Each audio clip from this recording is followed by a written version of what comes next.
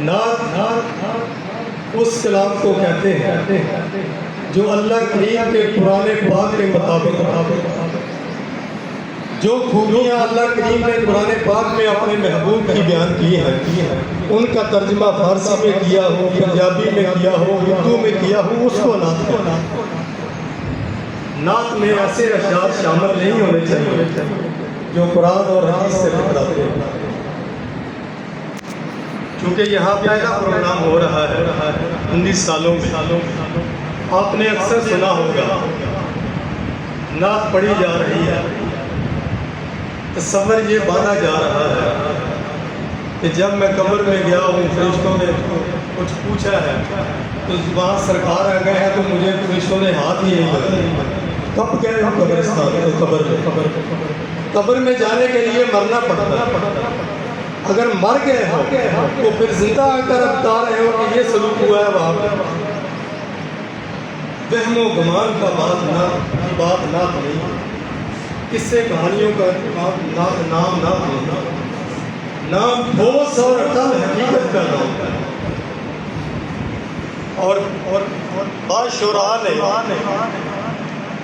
نعت کو لکھتے وقت رسول اللہ صلی اللہ علیہ وسلم کی شان اللہ کریم کے برابر کرا، اور بعض نے تو یہاں تک کیا ہے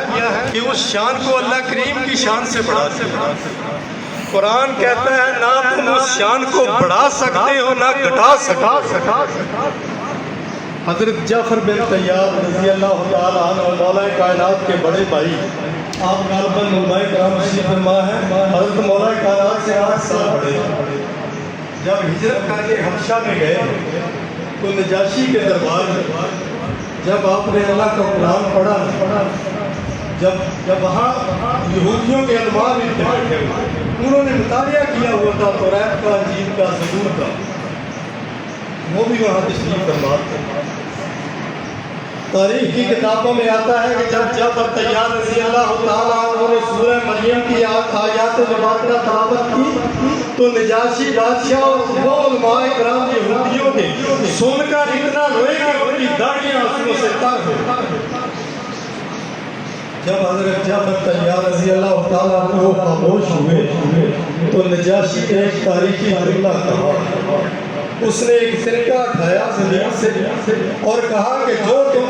نے عیسیٰ علیہ السلام کی شان بیان کی ہے اس سے بڑھ کر، اس طریقے سے بڑھ کر بھی ان کی شان اور زیادہ نہیں۔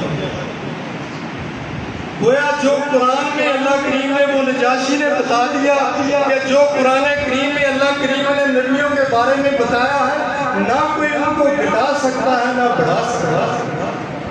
تو اللہ کریم نے کوئی سکون چھوڑا ہے محبوب پاک کی شان بیان کرنے کے لیے قرآن پاک کو؟